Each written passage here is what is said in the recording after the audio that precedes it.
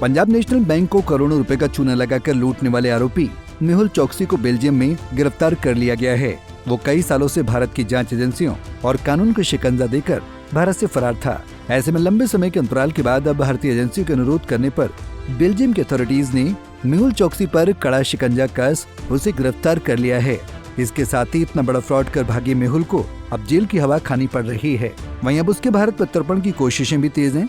ऐसे में भारत में मुंबई में हुए 26/11 हमले के मुख्य आरोपी को पकड़े जाने और उसको भारत प्रत्यर्पित किए जाने के बाद मेहुल चोकसी का पकड़ा जाना भारतीय जांच एजेंसियों की अगली बड़ी सफलता मानी जा रही है। ऐसे में क्या है यह पूरा मामला और कैसे पकड़ा गया करोड़ों रुपए की धोखाधड़ी करने वाला मेहुल चोकसी, इसके बारे में आपको विस्तार से बताते हैं।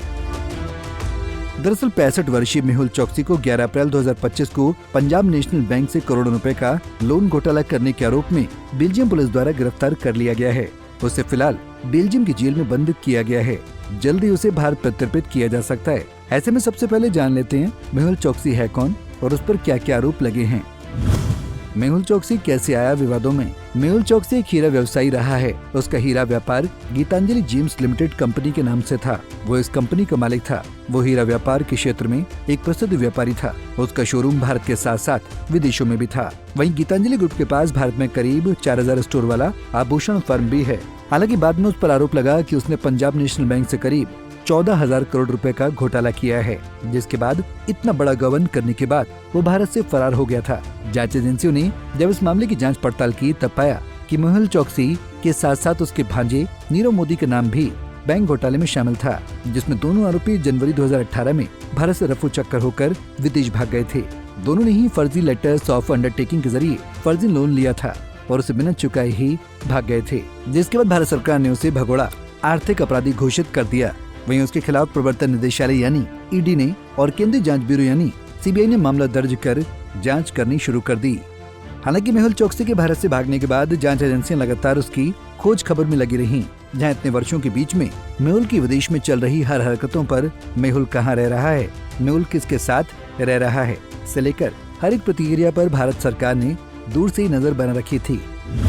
मेहुल चोकसी ने विदेश में कैसे फैलाया अपना नेटवर्क। मेहुल चोकसी जब भारत से भागा तब वो एंटीगुआ और बारबुडा में जाकर रहने लगा। हालांकि इस बीच उसके खिलाफ 2018 में ही इंटरपोल का रेड कॉर्नर नोटिस हुआ, लेकिन बाद में इस नोटिस को वापस ले लिया गया था। वहीं मई 2021 में उसके गायब होने की खबर मीडिया में आई, जहां बाद में उसने भारत की जांच एजेंसियों के एजेंट्स पर यह आरोप लगाया कि उन्होंने उसे एंटीगुआ और बारबुडा से अगवा किया और उसे डोमिनिका ले गए थे। वहीं बताया जा रहा था कि वो खुद वहां से भागकर क्यूबा जाने की कोशिश कर रहा था। ऐसे में भारत सरकार के पास ये अच्छा मौका था उसे भारत वापस लाने का। इसलिए भारत सरकार ने डोमिनिका सरकार से बातचीत की और उसे उसी समय भारत को प्रत्यर्पित करने की बात कही, लेकिन कानूनी पेच फंसने की वजह से उसे भारत नहीं लाया जा सका। इसके बाद वो बेल्जियम चला गया, जहां उसने अपनी पत्नी प्रीति, जो कि बेल्जियम की नागरिक रही है, उसकी मदद से वहाँ का एक रेजिडेंसी कार्ड बनवाकर वहाँ की नागरिकता ले ली और वहाँ जाकर बस गया। हालांकि वहाँ रहने के लिए जो दस्तावेज एक प्रूफ के तौर पर जमा करने थे वो सब उसने फर्जी तरीके से बनवा लिए। वही अपनी राष्ट्रीयता भी उसने गलत बताई।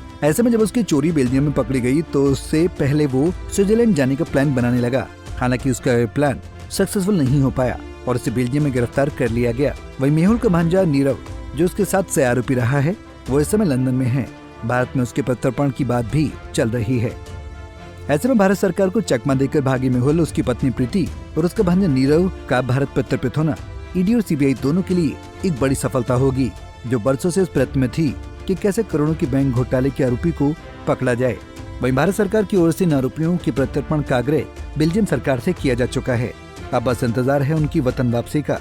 हालांकि जानकारी ये भी सामने आ रही है कि उसने बेल्जियम सरकार के सामने अपने खराब स्वास्थ्य का हवाला देकर जमानत की अर्जी दी है। बहरहाल अब ऐसे में देखना ये है कि क्या चोकसी का बीमारी का बहाना काम कर जाएगा या उसकी इस चाल को नाकाम करते हुए बेल्जियम से उसका भारत प्रत्यर्पण होगा। फिलहाल संशय भी बरकरार है। Bureau report, Punjab Kesari TV. हमसे जुड़े रहने के लिए हमारे YouTube चैनल को सब्सक्राइब करें और नई वीडियो की नोटिफिकेशन के लिए बेल आइकॉन को दबाएं।